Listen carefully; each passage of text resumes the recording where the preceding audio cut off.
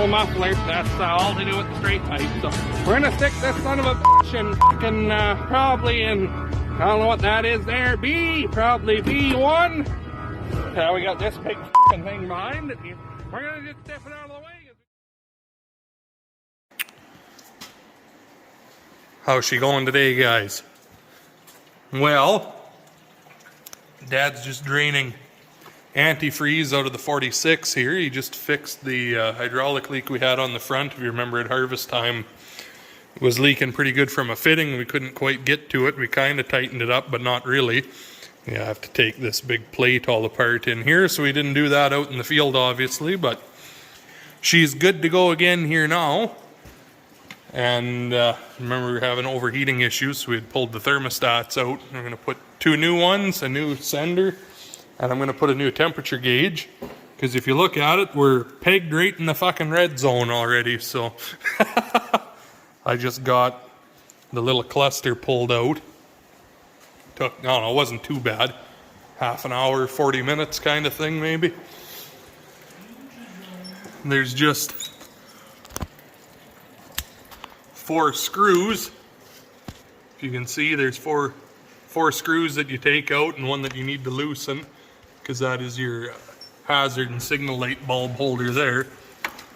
And to get enough room, I took off the PTO lever, the ether button, and then slid the clutch off the shaft there. There's just one bolt that you take out and one snap ring, and it springs. So then you got almost enough room to say you have enough room to get the impact driver in there to undo the little screws. So anyway, I'm just going to go and wondered where that went. I'm going to go and pop the gauge cluster apart here. And then we'll consult the book and see what we need to do to change that gauge. So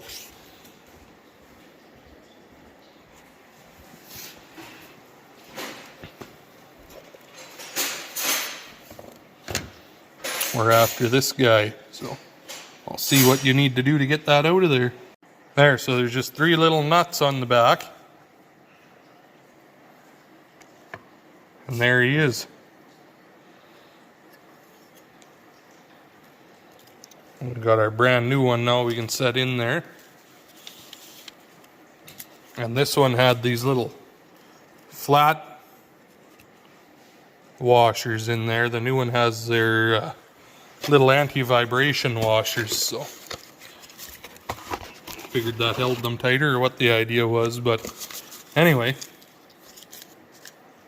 put the new one in there, and then in theory we should be able to trust what it's saying its temperature actually is. I'm going to put a new sender in there too, and then we'll know. Well, a couple days have gone by. Didn't really work on this yesterday because it was my birthday, but done a pile of other stuff instead. Anyway, so I did the fuel sender on it yesterday. Got the dash all back together with the new temperature gauge. Can you see it with me standing out here? Whatever, you know what I'm talking about. So it actually starts on the first peg now, instead of like before it would just be up and you'd start the tractor and give it a smack and then it would kind of come to life. So I don't know, couldn't really trust it, but I want to put new wheel bearings in the front of this tractor, seeing as how it carries around all that weight with that loader all the time. This one last spring was loose and we tightened it up, but we couldn't, we had to add a spacer to actually get it tight. So they're pretty well fucked. So I need the big floor jack, lift up this corner, and we'll get that big bitch of a tire out of the way. Big tires on here, eh? Looks king. Get that one off and pull her apart and see what we can do. A few of you guys are asking if you missed the video where I showed the rims on the old girl here. I never really made a video of it. I just kind of threw it in one of them, but we can look at it for a minute here while we're here. I got their Bassett racing rims. They're steel rim, and the valve stem, if you notice, is not on the front, it's actually on the back side on their little thing or whatever. That's like old school dirt track racing, so if you bump into the other guy, you don't bust your valve stem off. And these are just stainless steel caps. They're 3.195 around. The rim was only a 3-inch hole, so I die grinded the hole just a cunt here, just enough to get that center cap in. I think that finishes the look quite a bit on it there. So they're, what the hell are they now, 15 by 7s with a 4.5-inch offset on the front, and 15 by 12 with a 5.5-inch offset on the back.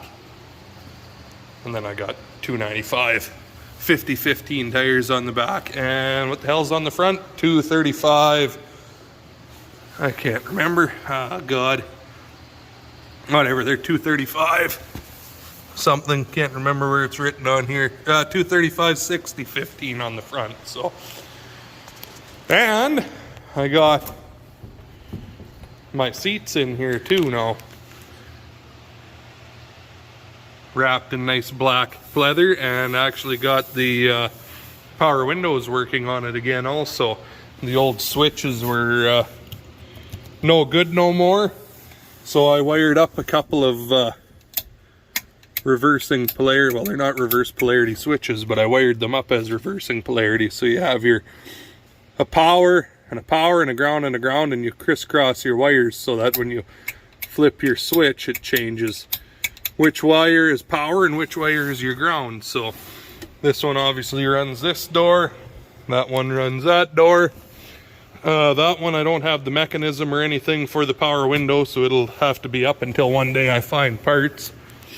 And then this one back here, the motor is shot, so until I find another motor, that's how she's gonna have to stay. So I want to take it for a wheel alignment's the next thing. And I'm gonna try my hand at tinting windows on here. I'd got some 35%, but that's not nearly dark enough. I thought it would be darker than what it is. So I'm gonna I went way off the deep end this time. I'm gonna do 20% on the front windows and 5 on the back. So she's gonna be black, all black. Anyway, figured I'd show that to you guys for a second, because there's quite a few of you guys asking. So anyway, get back to this guy. Alrighty. Well, that side's done, and got this side all apart, cleaned up. New races are in the bearing, as well as the seal retainer. I got the new seal on, and I have the new inner bearing. Now we just got to put the hub on. I don't know if I'm strong enough to one hand this fucking thing. There we go. Heavy fucking hubs on these tractors, so.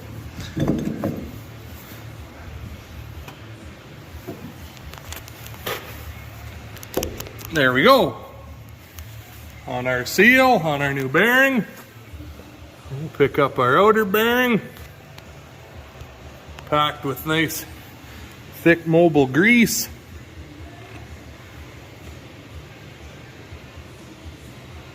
Look at that. Fuck, I like that when things go together nice. Okay, now I just got to clean up the cap, the washer, and our castle nut.